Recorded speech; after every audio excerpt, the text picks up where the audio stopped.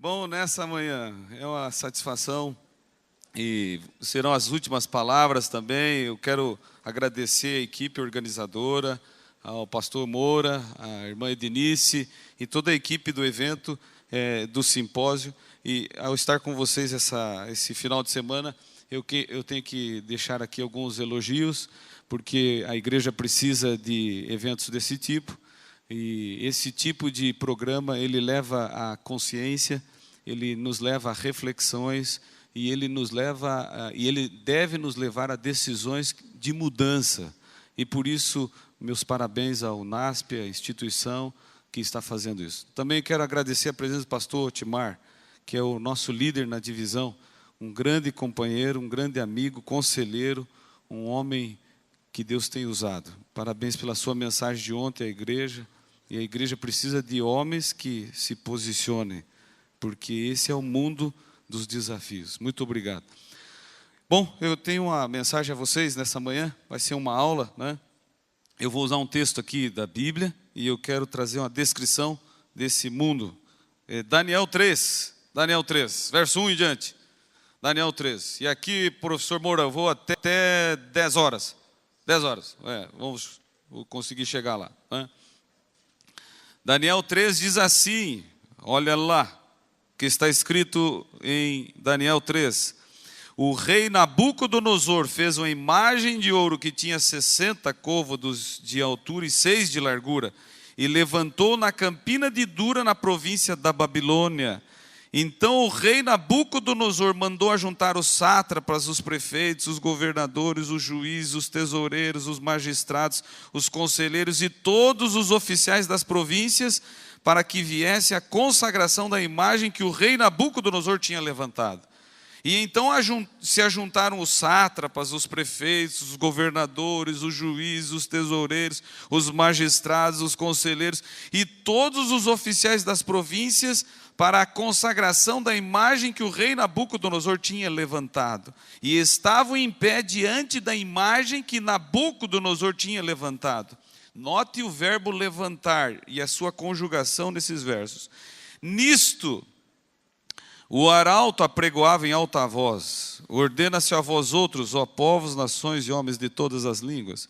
No momento em que ouvirdes o som da trombeta, do pífaro, da harpa, da citra, do saltério, da gaita de fole, de toda sorte de música, vós prostrareis e adorareis a imagem de ouro que o rei Nabucodonosor levantou. E qualquer que se não prostrar e não adorar, será no mesmo instante lançado na fornalha de fogo ardente. Portanto, quando todos os povos ouviram o som da trombeta, do pífaro, da harpa, da citra, do saltério e de toda sorte de música, se prostraram os povos, nações e homens de todas as línguas e adoraram a imagem de ouro que o rei Nabucodonosor tinha levantado. Interessante.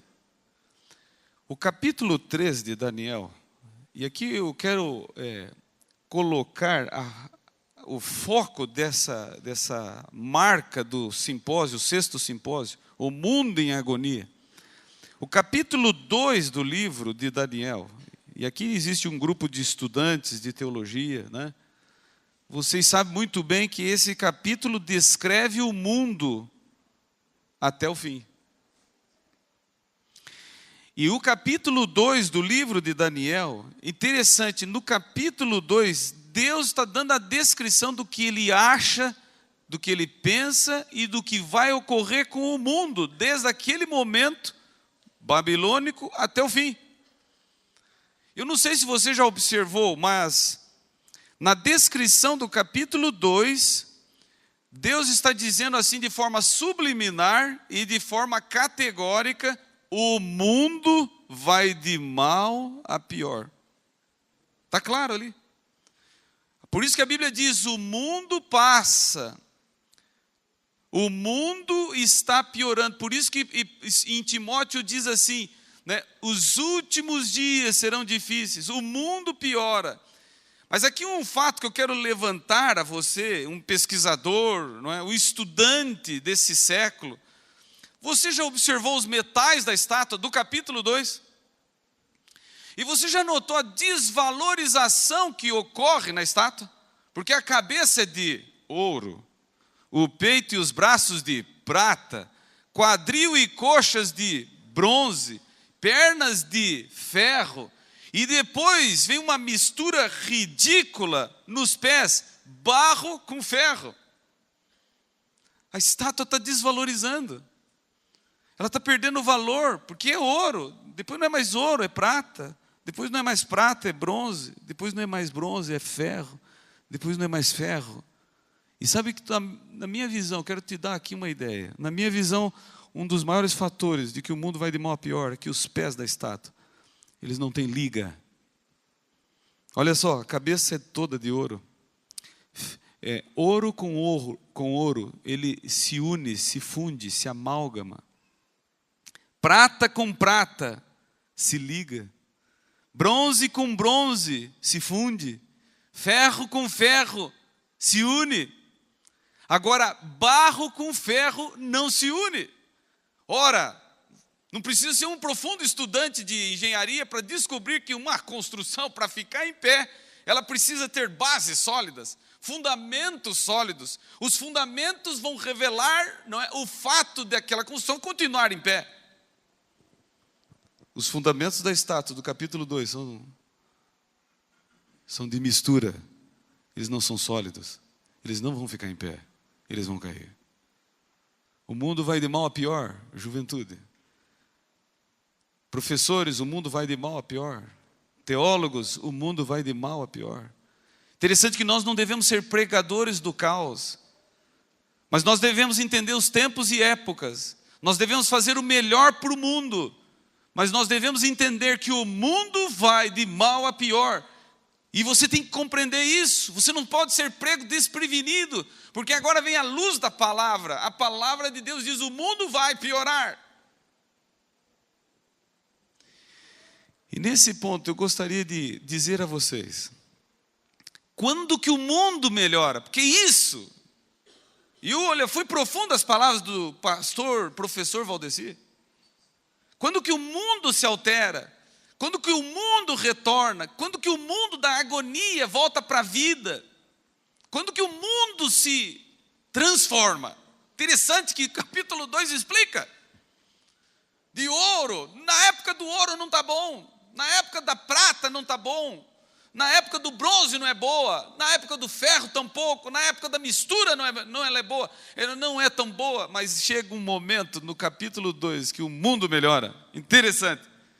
E o mundo melhora quando uma pedra sem auxílio de mãos atinge o pé da estátua e destrói o ouro, a prata, o bronze, o ferro e as misturas ridículas do pé da estátua. E aí sim, a pedra se engrandece, ela transforma o mundo.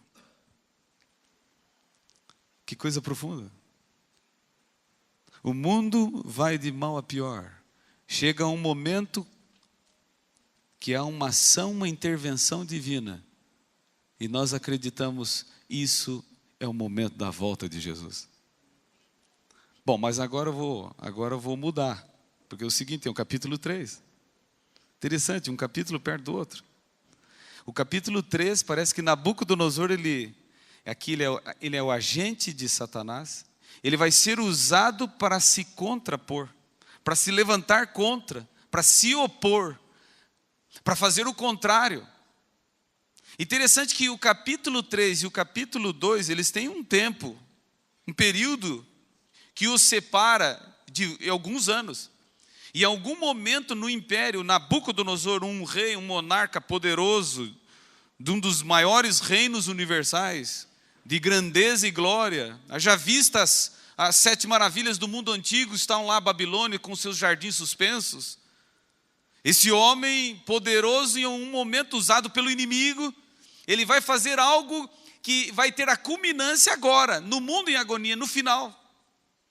Capítulo 3, ele faz uma estátua, provavelmente de quase que 27 metros, de ouro puro.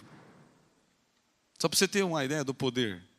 Se ele é capaz de colocar numa estátua de 20 e poucos metros de ouro, por 2 e pouco de largura, imagine quanto ouro ele tem armazenado.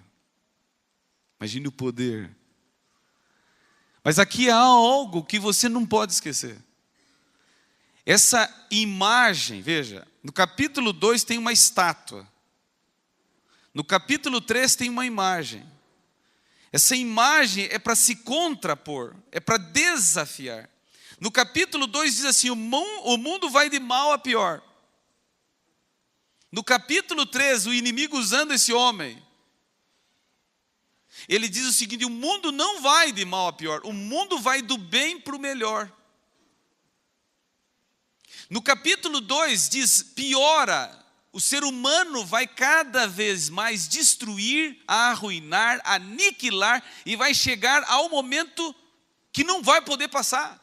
No capítulo 3, o inimigo diz, não, nós vamos melhorar, nós vamos reciclar, nós vamos qualificar, nós vamos transformar esse mundo. E como? Nós vamos ter um processo, não é, político melhor, de princípios monárquicos, de reis, de ditaduras. Nós vamos partir para um sistema político mais democrático, e com esse tipo de governo nós melhoramos. Interessante. Se você estuda a história, você vê o ser humano tentando melhorar o mundo. Aí o ser humano diz assim, nós vamos melhorar a qualidade de vida. Olha aí, e foi um dos dados que o pastor e professor Valdeci apresentou, nós vamos tentar melhorar a qualidade das pessoas. E se você imaginar o mundo espiritual, ele está baseado em doutrinas que não são bíblicas, mas são doutrinas do aperfeiçoamento, da qualificação, da melhora. Por exemplo, a imortalidade da alma, uma doutrina defendida amplamente no mundo. O que é? Melhora. O homem não morre, ele só se transfere, ele sai de uma dimensão para outra. Num processo de reencarnação, ele vai melhorando, ele precisa passar por esse processo, e ele vai até que um dia ele vai chegar no estágio de um Deus. Interessante, olha o ser humano. No capítulo 3, o mundo não vai de mal a pior, o mundo vai do bem para o melhor. E agora aqui vem o desafio, e esse vai ser um desafio, aqui que vai diferenciar fortes de fracos. Interessante, a estátua no capítulo 2 e a imagem do capítulo 3 tem algo em comum. E eu não sei se você percebeu, mas tem algo igual. Ambas têm. E o que é? A cabeça é de ouro, das duas. E eu gostaria de te dizer o seguinte, que esse vai ser um processo cada vez mais usado pela força opositora ao bem, para deflagrar a maior crise que essa terra passará. O bem e o mal conviverem juntos. No bem tem que ter um pouco do mal, no mal tem que ter um pouco do bem, porque eles não podem coexistir separados, eles têm que estar juntos. Bem e mal juntos, coisa boa e coisa ruim juntos. Interessante, você não pode dizer que é totalmente contrário. E aqui agora vem uma das táticas, práticas do inimigo das almas, Satanás, no momento da agonia do mundo. Ele está usando isso de forma clara. Ele está começando a misturar verdade, mentira, e oferecer para as pessoas. E eu quero chegar a umas conclusões aqui com esse auditório seleto. O que é verdade, o que é mentira? O que é certo, o que é errado? Por exemplo, nós temos 90% de verdade, de conceitos verdadeiros. 90%. E nós temos só 10% de erro, de mentira. O que é isso? É verdade ou mentira? Note que tem gente em dúvida, vamos melhorar isso. Então nós temos 99% de verdade. E nós temos então 1% só de mentira. O que é isso? Isso é verdade ou mentira? Está melhorando. Não, mas vamos melhorar, vamos piorar, não é verdade. Nós temos 99,99% de verdade e só 0,01% de mentira. Isso é o quê? É verdade ou mentira? Você sabe o que me disse uma moça certa vez no interior de Minas? É quase verdade, pastor. Então eu tenho que te contar eu tenho que te pôr uma ilustração aqui, porque você não pode sair em dúvida. Você pode estar sendo influenciado. Uma das sobremesas mais queridas das pessoas já é tido em pesquisa isso. E uma das sobremesas mais buscadas por muitas pessoas no Brasil, olha, note que os vegetarianos vão dizer que isso tem que ter cuidado, né? E o equilíbrio alimentar e a temperança tem que ter cuidado. Eu acho que uma vez cada 1000 anos você pode comer essa sobremesa, né? É a famosa sobremesa de pudim de leite condensado. Uau! Você viu como mexeu com o auditório? Uau. Pudim de leite condensado. Bom, tu disse, uma vez cada 1000 anos não vai fazer mal, né? Pudim de leite condensado, vamos fazer? Então, no momento da aula agora, nós vamos ter a culinária. Vamos, então, fazer uma sobremesa de pudim de leite condensado. E a gente tem que descobrir o que é verdade e o que é mentira. E nós não podemos sair em dúvidas. E não podemos ter dúvida nesse momento. E nós precisamos aprender o que está sendo preparado para o mundo em agonia. Sim, vamos lá. Pomos o liquidificador, os ingredientes e latinhas de leite condensado. E da tua preferência, da tua marca. E você então coloca o avental, a touca e começa ligando o aparelho, vai pondo os ingredientes ali no copo do liquidificador. E ele então vai batendo, vai triturando toda a massa. Afinal de contas, você vai fazer uma sobremesa pudim de leite condensado. E aí você está colocando os ingredientes, né? E feliz e animada, e animado. De repente, gente, para o teu horror e espanto, entra uma mosca varejeira. A verde, que olha você e faz assim. Bom, você está fazendo pudim de leite condensado, você não quer parar o processo, então você começa a fazer assim, sai, né? Sai, e ela está rondando o copo, sai. E num desses lances, tentando espantar a mosca, para o teu azar, você dá um tapa na mosca, ela entra no copo ligado, a massa está sendo triturada, e agora eu só vou fazer o barulho da mosquinha no copo. É mais ou menos assim, ó.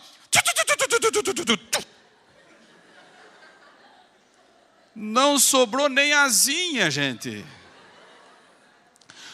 Tudo foi triturado. Agora deixa eu te fazer uma pergunta, o que é isso, gente? Isso é uma sobremesa ou é algo que eu devo jogar no lixo? O que é isso? Vai para o lixo ou vai para a mesa? Você sabe, certa vez uma senhora me disse assim, pastor, você conseguiu 2 coisas. Primeiro, você conseguiu me ensinar o que é verdade e o que é mentira, agora nunca mais vou esquecer. Segundo, você acabou com o meu gosto. Eu nunca mais vou conseguir comer pudim de leite condensado. E ela disse assim, sabe por quê? Eu vou sempre lembrar dos olhinhos da mosca verde. Eu gosto dessa parte, porque o evangelho tem que ajudar a gente até a ser temperante, né? Interessante, você não pode agora esquecer. Na Campina de Dura está instalada uma cena que vai ter força pelo mal no fim do mundo. Interessante que o capítulo 3, na estátua, olha só, nem que de ouro, veja só, o capítulo 3, a cabeça é de ouro, da estátua do capítulo 2 é de ouro. Depois vai mudando. Mas olha só, no capítulo 3 a imagem, nem que de ouro, ela tem uma pedra no pé da imagem. E por que isso? Aliás, aqui vem talvez a maior conclusão daquilo que eu quero lhes dizer nessa manhã. Na essência, o inimigo está tirando Jesus, sua palavra, seus ensinamentos do mundo. E se necessário, ele usará o ouro. Ele usou o ouro no deserto para o povo de Israel. E eles dançaram diante do bezerro. E eles disseram que o bezerro tinha tirado do Egito. E Satanás, ele é habilidoso em fazer isso. E ele quer tirar, e ele quer afastar, porque ele sabe que na essência, a criatura precisa do Criador. É uma questão de subsistência. O criado precisa do seu criador para dar a vida e mantê-lo. Não só na existência de respirar, mas também no intelecto, nas ações, no dia a dia. E isso nós chamamos no cristianismo de comunhão pessoal. Nós chamamos de entrega pessoal. Nós chamamos isso no processo de salvação, de justificação diária, santificação até o momento, e finalmente será a glorificação. Interessante, mas isso na essência precisa ter Cristo. A Bíblia diz: não há um outro nome. Não pode ser Maria, mãe de Jesus. Não pode ser uma ideia. Não há outro nome. Não pode ser o dinheiro. Não há nada outro. Não há nada além de Cristo. Não tem nada além dele. E aqui vem uma questão. Nem que de pedra o inimigo colocou nem que de ouro ele colocou uma pedra no pé da estátua. Por quê? Porque ele quer erradicar Cristo da vida das pessoas. Desse momento em diante, me perdoem, eu vou mudar o discurso. Vai ser duro. Mas eu tenho que te dizer isso. Num processo desde a entrada do pecado, veja, Deus sempre teve um povo fiel. Num processo desde que entrou o pecado no Éden. Interessante, teve Abel. Abel é justo, morre. O justo morre. Interessante. Caim, o ímpio, fica vivo. Aí depois é sucedido por Sete. Sete toma a bandeira que Abel deixou. E aí vai. E o nome desse movimento, desde o Éden até hoje, você pode descrever na história, até te dou uma ideia. Faça uma pesquisa do nome do movimento de Deus, de todas as épocas, até ter o último nome, Igreja Adventista do Sétimo Dia. Você vai descobrir que valdenses, huguenotes carregaram a bandeira. Você vai descobrir que cristãos carregaram a bandeira. E aqui vem uma característica. Nunca nesse processo deste povo, deste movimento, de todas as épocas, houve mistura. Nunca nesse processo houve a aceitação do paganismo no meio. Nunca nesse processo houve deterioração de princípios. Por quê? Porque era impopular ser correto. Desde que entrou o pecado era impopular ser correto. Desde que entrou o pecado, não dava nenhum dividendo você ser cristão. Interessante que, olha, Constantino, historicamente, ele entra para o cristianismo, pagão, um rei pagão, e ele diz: eu me converto. Mas é interessante que naquele momento, a própria história diz assim, um grupo fiel de cristãos pulou para cá e diz: não, peraí. Porque Constantino entra e diz: olha, eu sou um pagão, me batizo no cristianismo, agora é o seguinte, pagãos e cristãos têm que andar juntos. Aí o cristianismo olhou, ficou olhando aquilo, os verdadeiros e fiéis olharam, de repente ele diz: e eu proponho mudanças, vamos mudar o dia de guarda. Aí o fiel cristão diz: não, esse não é cristão, e eu vou mudar de lado, e nós vamos sair, nós vamos andar aqui. E ali surgiu novamente uma linha, e o cristianismo, uma parte do cristianismo se apostatou, e aí quando se apostata perde o sentido e vai para lá. E agora então aquela linha de fiéis e corretos, né? E que andam na linha, e que seguem o princípio, continuou, e foram perseguidos, humilhados, ultrajados. Interessante, ontem nós estávamos vendo uma fogueira, e hoje para um jovem adventista a fogueira é um momento de emoção, de alegria. Mas se você tivesse nascido lá nos anos 300, meu amigo, você não queria ver fogueira. Porque teu pai muitas vezes foi queimado no fogo. Tua mãe, você viu a mãe queimada. Não mostra fogueira, não mostra fogo, porque ele sabe o poder destruidor, a separação. Você está entendendo? A noite de São Bartolomeu, quando o sangue dos cristãos corria como enxurrada nas ruas. Olha só, ser cristão, sou cristão. Ah, é? Então aqui, ó, a faca. É cristão? Eu te mato. Agora, nunca houve um tempo que o cristianismo, você vê, o inimigo, ele é habilidoso, porque Satanás diz assim, ó, veja, o inimigo, eu quero melhorar o mundo. Então eu vou fazer o seguinte, eu vou matar esses cristãos, eu vou acabar com essa raça. E Satanás percebeu que quanto mais matava, mais aparecia. Então ele diz: peraí. Que ele é inteligente. Ele tem mais de 6.000 anos de capacidade.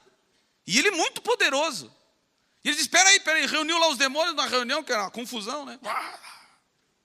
Espera aí, a gente está errado, a gente está matando, parece mais, então espera aí, vamos parar. Que veja, olha a visão do inimigo. Se estes pregarem o evangelho, se estes derem ao mundo sonido a mensagem, se estes, através do exemplo, conclamarem o povo, e o povo inteiro, e o mundo todo ouvir a mensagem, virá o fim. Interessante ser bíblico. E virá o fim de quem? Na verdade é o fim do inimigo, dos seus comparsas e do mal, e de pessoas que seguem o mal. Mas é o começo de uma nova vida, é a pedra que dá uma nova dimensão. Então o inimigo disse, gente, nós estamos errando, porque se nós matamos e aparecem mais, nós temos que parar, porque isso é um processo que nós estamos se autodestruindo. Não vamos mais acabar com eles. Interessante que, na visão de Constantino, Satanás, olha só, no tempo do fim ele colocou isto como uma bandeira. Na campina de Dura, vou misturar. Vou fazer com que a mistura, olha só, mistura e enfraquece. Nunca houve um tempo, juventude, que o cristianismo, o nome de Cristo foi tão popular. Nunca houve um tempo. Hoje tem atletas que ao marcarem um gol dizem, Jesus, I love Jesus, né? Eu amo, I belong to Jesus, eu pertenço. Olha só, eu digo a Jesus, eu não consigo às vezes entender algumas coisas. Não coloca Jesus onde não cabe. Como é que Jesus vai fazer isso? Ele coloca a bola no gol adversário e é outra torcida. O político diz, eu me entreguei a Jesus. O cantor popular diz, eu me converti. Mas é interessante, ele não muda as suas obras, seus atos, seus gestos. Ele continua se separando, ele continua bebendo, ele continua na balada, na boate. Mas ele diz, não, agora sou de Jesus. Agora o rock é de Jesus. Agora a música pop é de Jesus. Agora o seguinte, o meu casamento é de Jesus, eu troco de esposa, mas é de Jesus. Hoje você consegue ouvir no horário nobre da TV brasileira um sermão pregado por um pregador. Isso há 30 anos atrás não existia. E olha só, 30 anos atrás, 40 anos atrás. Hoje você tem várias emissoras AM e FM que falam e cantam o nome de Jesus. Hoje você vê que o nome de Cristo está popularizado. Segundo pesquisas, o nome mais buscado na internet é o nome de Jesus. Mas eu vou te dizer uma coisa nessa manhã, que não se iluda. Apesar do nome de Cristo ser popular, nunca foi popular e nunca será seguir Jesus. E quem segui-lo, sofrerá. Quem segui-lo, será perseguido. Quem segue a Jesus vai ter um preço alto a pagar. E agora aqui vem o desafio. Porque o inimigo ele diz o seguinte, e aqui eu vou me centrar agora. Pode ter pessoas de outros movimentos. E aqui eu vou dar um recado para jovens irmãos, pastores, líderes adventistas.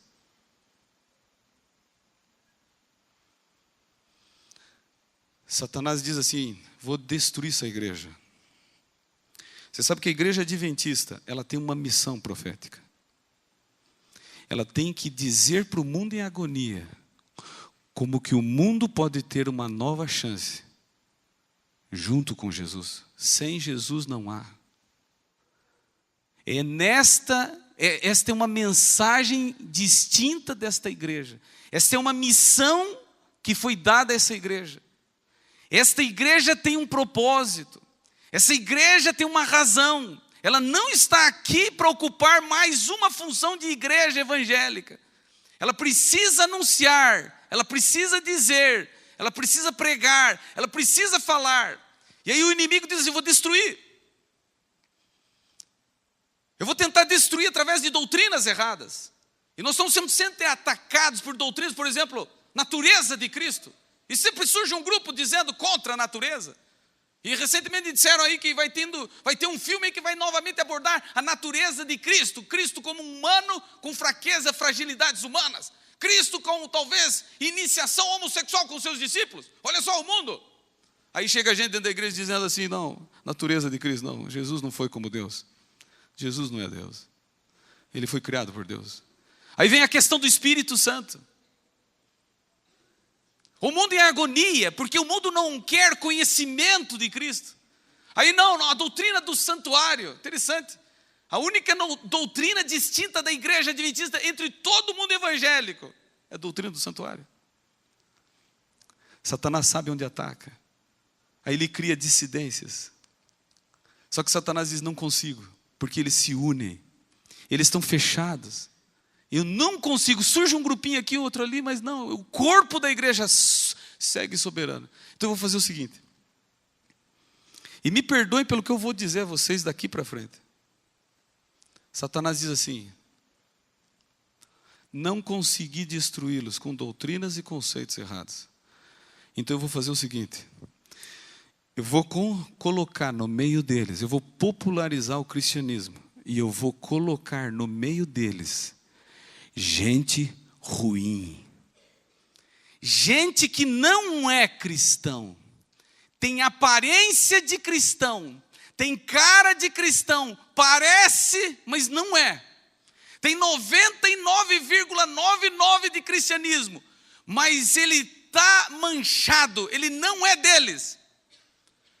E sabe, Satanás é habilidoso porque ele conhece, ele sabe que uma mosquinha verde estraga toda uma sobremesa. Ele compreende o efeito de uma vida devassa, uma vida errada.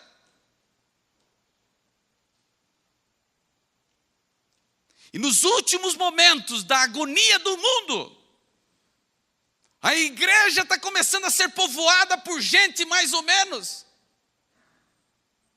E olha só agora a Campina de Dura.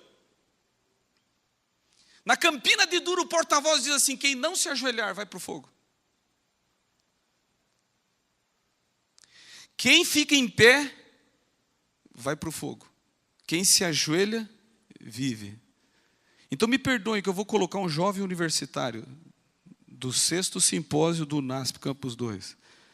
E eu vou colocar um jovem cristão, mais ou menos. Você conhece um jovem cristão, um homem cristão, uma mulher cristã, mais ou menos? Não aponta, não aponta. Mais ou menos se entende o seguinte, ele tem mais e tem menos. Olha só, essa é a visão hoje do mundo. Mais e menos, positivo e negativo. O que é mais? Ele lê a Bíblia. Ele leu, por exemplo, mandamentos, isso é mais. Ele leu, por exemplo, até o dom profético de Ellen White, isso é mais. Ele até canta, isso é mais. Canta hinos bonitos, é mais. Ele de vez em quando ele ora, isso é mais. Só que ele tem o menos. O que é o menos? A Bíblia diz, guarde o sábado. De pôr do sol a pôr do sol. Ele tem o menos, ele entra no Orkut, no Messenger. Ele entra em pornografia em pleno sábado. Interessante, ele transgride virtualmente o sábado, ele não percebe isso. Os papos dele na internet no sábado não condizem, porque ele esquece daquele texto de Isaías, ele não fale palavras vãs, não, ele fala. Ele tem o menos. O mandamento diz assim, amarás o teu próximo. Ele é egoísta, e o professor Valdeci explanou muito bem. Ele é egoísta, ele só quer para si, ele quer o melhor para si, ele corre na frente, ele empurra, ele cotovela, ele fere. A Bíblia diz, não fale da vida alheia. Se você não tem o bem para falar, não fale nada. Não, ele é maledicente, ele fala abertamente, ele fofoca, ele gosta. Ele sempre tem um novo assunto, um novo tema, você está sabendo da nova. E ele vai desgraçando com a vida dos outros. Ele tem o menos, por exemplo, a Bíblia diz assim, olha, tudo que é puro, tudo que é amável, tudo que é de boa fama. Se for um texto citado ontem pelo pastor Timar. Não, ele tem exatamente o contrário, ele tem a má fama.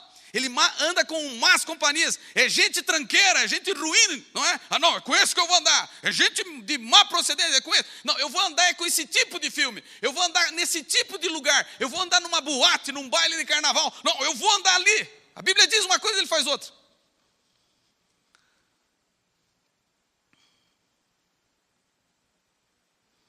E nós hoje estamos vivendo um desafio, gente.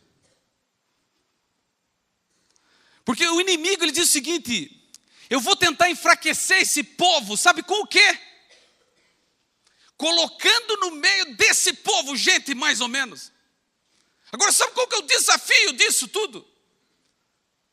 É que eu pastor Otimar, pastor Moura, pastor Valdeci, doutor Naor, doutor Azevedo, os líderes da igreja, os pastores, anciãos, os pregadores, as pessoas, nós não estamos autorizados a definir quem que é mais ou menos. Nós não sabemos quem é quem. Só tem uma coisa que eu sei quem eu sou. Você sabe quem você é. Isso é muito pessoal e individual. Eu sei se eu sou um cristão na autenticidade da palavra. E eu sei se eu sou frouxo. Só que nessa manhã eu tenho uma mensagem dura a vocês. Infelizmente nesse simpósio tem gente mais ou menos. Você sabe que tem gente aqui que é capaz de escutar a mensagem de ontem que o pastor Otimar pregou. E no sábado à noite tocar no seio da namorada. Você sabia que tem gente assim? Sabia que tem gente? Porque mais ou menos é isso. Tem gente que é capaz de ouvir o sermão pregado pelo pastor Emilson, pastor da igreja do colégio, pelo professor emérito da faculdade de teologia, e ele é capaz de entrar numa boate durante a semana. Ele é capaz de se soltar num baile carnavalesco. Ele é capaz de ir para o cinema. E eu não quero aumentar a questão do cinema, mas eu quero colocar mais um argumento. A igreja adventista não crê que o cinema é lugar para jovem adventista. E o jovem adventista que quer ser cristão verdadeiro tem que escutar a igreja, obedecê-la e segui-la. Não preciso de mais argumentos. Se Abraão precisasse disso, ele diria: Deus, eu não posso matar meu filho no altar, porque eu estou transgredindo os mandamentos. Mas aquele homem de forma cega, solene e plena, ele disse: eu vou matar. Deus pediu, acabou. Vamos ferir um mandamento, mas não sei, é Deus que pede. E agora me explica isso, jovem. E no nosso meio, nós estamos cheios de gente. Ellen White é clara em dizer: a prosperidade da igreja incha ela de gente ruim. Mas a aprovação esvazia, e o verdadeiro cristão ficará naquela hora que o fogo começar a levantar, que a pressão começar a surgir, e que o nome de Cristo custar preço alto. Então nessa manhã, eu tenho um desafio. É duro isso aqui que eu vou te dizer. Nós precisamos ter princípios na vida. Por exemplo, o jovem adventista não vai em estádio de futebol. Meu filho, antes da volta de Cristo, acredite nisso, você vai ter que esquecer Corinthians, Palmeiras, Flamengo, Grêmio, Inter. Você tem que abandonar isso, você tem que entender, não é compatível. Não é aqui fanatismo, mas é desequilíbrio. Não há nenhum pecado em você assistir uma partida de futebol. Não há nenhum pecado em você jogar uma partida de futebol. Mas há pecado sim, e as pesquisas confirmam que os horários de briga nos lares brasileiros são depois das jornadas esportivas, domingo à tarde e quarta à noite. Então isso está errado. Verdadeiro cristão não vai em boate, não vai em casa de show. Verdadeiros cristãos são decentes na moda. Você sabe que cristão usa moda. Ellen White nunca falou nada contra a moda. Porque o que eu estou seguindo aqui é moda. A moda do século 21 está dizendo que o homem bem vestido, eu morei em Brasília uma época, e lá tem um dito: o homem bem vestido está de terno e gravata. Mas isso aqui é decente. Quando a moda é indecente, aí eu digo: opa, peraí, e quem que vai dizer isso? Jesus. Você está entendendo? Satanás na Campina de Dura vai tirar Jesus, a referência. Ele tira Jesus, te desequilibra. Aí uma menina, quando entra no provador, vai olhar a roupa, aí ela olha Jesus, Jesus diz não. Aí ela diz não. Esse tipo de traje de banho não. Você está entendendo? Cristão verdadeiro, ele acredita na igreja. Ele acredita nos líderes da igreja. Os líderes humanos da igreja são os homens de Deus do passado. Elias foi de carne e osso, diz a Bíblia. Por favor, jovem, não se atreva a levantar contra líderes, criar insurreição, criar motim. Por favor, você tem que crer nesses homens. Se eles estão errados, eles vão pagar. A ti compete crer. Eu me lembro que o pastor Herto certa vez citou um negócio que eu nunca mais esqueci. Ele disse que na casa de muitos adventistas, sábado à tarde, o cardápio servido é pastor assado.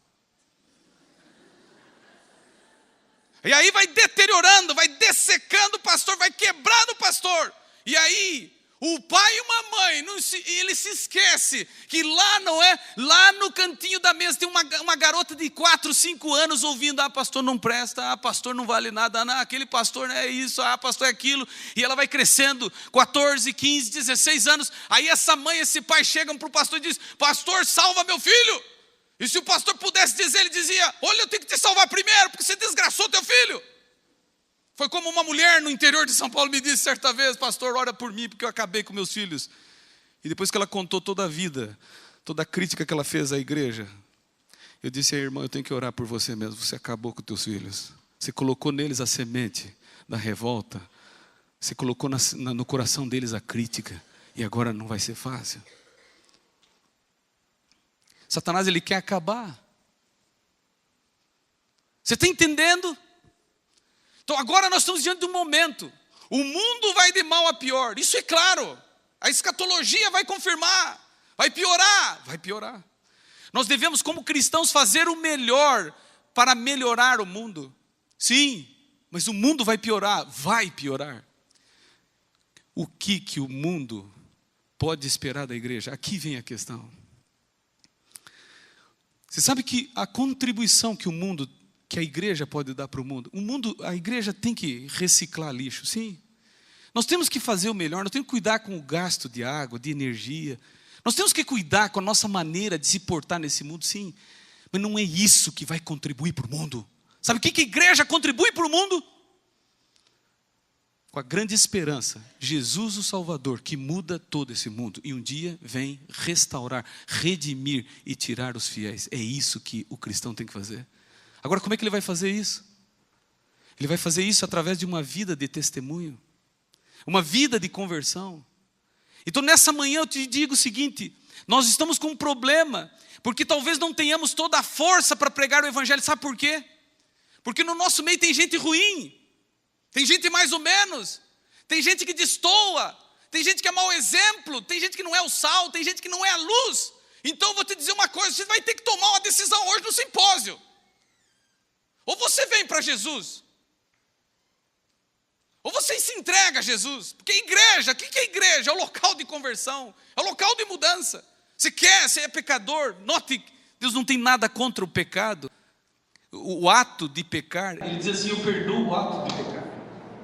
Interessante que Deus, ele tem solução para o pecado, ele tem solução para aquele que quer se arrepender, ele tem solução para todo pecador. Mas o que Deus não tolera,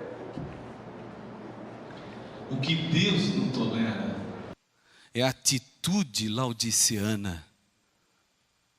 Sou rico e abastado e não tenho falta. E você sabe que num desespero bíblico ele chegou a dizer, eis que eu estou a ponto de te vomitar da minha boca. Você não é nem quente nem frio. Então eu estou te dizendo, venha.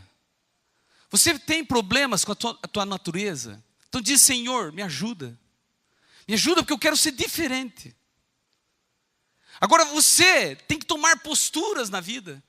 Dia e noite você tem que orar, se entregar, se reconciliar. E como está sendo a lição desse trimestre, você tem que passar pelo crisol da purificação. Agora, se você não quer Jesus, se não quer a transformação de Jesus, não quer ser como Jesus, não quer andar no caminho de Jesus, não quer sofrer o preço do Evangelho, então eu tenho uma mensagem para você nessa manhã. Se você não quer vir a Jesus, se quer viver uma vida mais ou menos, uma vida dúbia, então vai embora daqui. Vai embora porque não é o teu lugar aqui. Aqui não é o lugar de gente que não quer conversão. Aqui não é o lugar de gente que não quer ser transformado. Porque eu acho que um pecador, quando peca, ele deveria lembrar do pecado de Acã. Quando ele peca, ele mancha todo um Israel. Quando você, professor, vive uma vida dupla e entra numa internet de noite, de madrugada, você tem que entender que você está amaldiçoando o internato. Você tem que entender, aluno, quando você sai daqui para balada, você tem que entender, quando você entra lá, você está trazendo maldição para isso, para essa igreja, e você está atrapalhando essa igreja. Você tem que tomar decisões. Você vê o mundo, você vê a Jovem Pan, você vê a Veja, você vê os grandes intelectuais dizendo o mundo vai acabar. E o que me assusta é que o mundo vai acabar mesmo, é bíblico. E a igreja que tem o trunfo na mão, ela está parada. E parada sabe por causa de quem? Por causa de você, mais ou menos. Você vai ter que mudar de vida. Você vai ter que mudar seus caminhos. Você vai ter que começar a olhar a urgência. Você vai ter que começar a pensar num mundo que vai acabar logo. E você vai ter que ter amor por almas que estão perdidas. Mas se você não quer isso, sabe, é melhor ser um perdido convicto do que um cristão mais ou menos. Porque um perdido convicto, pensa comigo, ele vai pelo menos aproveitar o mundo. Acaba o mundo, ele diz, aproveitei, acabou. Agora, cristão mais ou menos, o que ele aproveita? Ele vai na balada, está lá, a mente está acusando, ele diz, não posso estar aqui. Ele não consegue aproveitar o mundo e ele não vive a essência do cristianismo. Interessante, um dia acaba o mundo. Ele olha e diz, não me salvei. E pior, também não consegui aproveitar. Quem são os melhores? Perdão pelo que eu te disse. Mas agora eu quero te dizer quem são os melhores. Porque a Bíblia diz assim, que Nabucodonosor, quando viu 3 jovens em pé, ele diz, não. Você vê? Ele se irou, se revoltou. E diz a Bíblia no verso 20 do capítulo 3. Ordenou aos homens mais poderosos que estavam no seu exército, que atassem Sadraque, Mesaque e Abednego e os lançassem na fornalha ardente. E então estes homens foram atados com os seus mantos, suas túnicas e chapéus, e suas outras roupas, e foram lançados na fornalha sobremaneira acesa. Agora olha só quem são os maiores, quem são os melhores.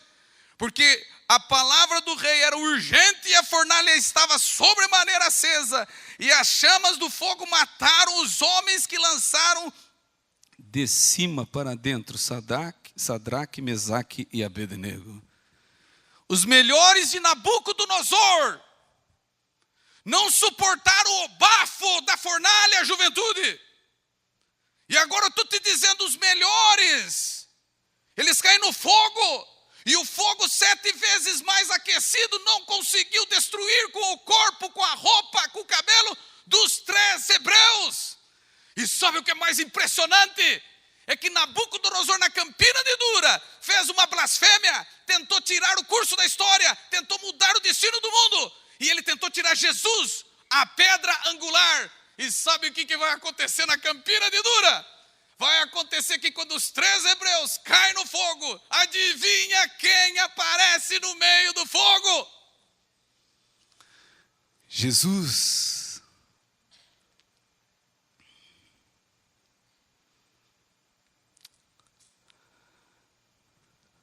Jesus apareceu. E sabe, 3 hebreus, diante de uma multidão pagã, com sua fidelidade e testemunho, corrigiram a história e colocaram o mundo no verdadeiro prumo, diante de Jesus. Você sabe que Nabucodonosor ficou tão impressionado com essa cena, que ele caiu em si e disse, não jogamos 3 amarrados? Eu vejo 4 soltos, olha só, 3 amarrados, quando aparece o 4º, ele liberta, 4 soltos. E aí diz assim, Nabucodonosor disse aos 3, venham. Interessante, tinham 4 no fogo. Nabucodonosor disse para 3, venham. Por que Jesus ficou ainda no fogo? Sim, porque nessa manhã, Ele quer que um jovem fiel tenha coragem de partir para a fogueira com coragem encarar problemas morais, com coragem encarar renúncia a amigos, com coragem encarar aceitar os princípios da igreja, com coragem ser diferente, com coragem ser fiel, porque ele sabe que vai custar. Nessa manhã, eu gostaria de lhes dizer, terminando as minhas palavras, Jesus vai voltar. Mas antes da volta de Jesus, nós precisamos mudar a nossa postura como povo. Nós precisamos expurgar do meio de nós toda e qualquer aparência do mal. E isso tem que ser compartilhado individualmente. Você tem que, com Jesus, dia a dia, cuidar da sua vida. Porque através desta comunhão pessoal, esta igreja irá pregar o Evangelho. E Jesus irá voltar para pôr fim a um mundo em agonia. Nessa manhã, deixa eu fazer uma pergunta. Tem alguém mais ou menos que quer dizer: Deus, entendi teu recado. Eu não quero ir embora, não.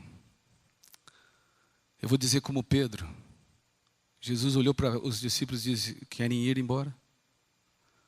E Pedro olhou para Jesus e disse: para onde a gente vai? Para quem? O Senhor tem as palavras, o Senhor tem a vida. Será que nessa manhã tem um jovem que quer dizer: olha, eu quero ser fiel, custe o que custar? Quem vai ser o primeiro a levantar a mão? Ali. Eu vou orar por vocês. Fica com a mão levantada. Jesus ficou algumas horas na cruz. Eu vou orar por você. Eu acredito em mudanças. Eu vou pedir que Deus te ajude. Vamos orar? Pai querido, estas mãos levantadas são de pessoas que querem ser diferentes, querem enfrentar o desafio. O mundo está em agonia. O Evangelho, a igreja, tem o poder para transformar o mundo em agonia. Mas essa igreja só pode ter toda a força quando ela está unida. Quando ela meio que se blinda do mal.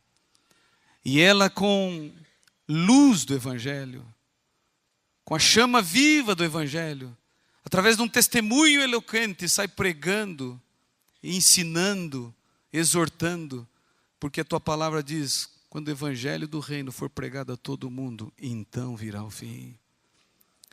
Nos ajude, Senhor, a termos posturas definitivas, a vivermos princípios pregados por esta igreja, a crermos nisso e no dia a dia encararmos como representantes, como embaixadores de um reino celestial, sermos diferentes na nossa linguagem, no nosso pensamento, nas nossas ações, e que, expurgando o mal da nossa vida, deixemos de ser mais ou menos e partamos para uma vida plena com Jesus.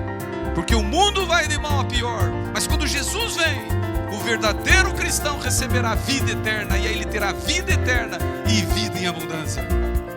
Venha abençoar estes jovens, estes líderes, este povo, estes professores, os teólogos, e ajudar essa instituição.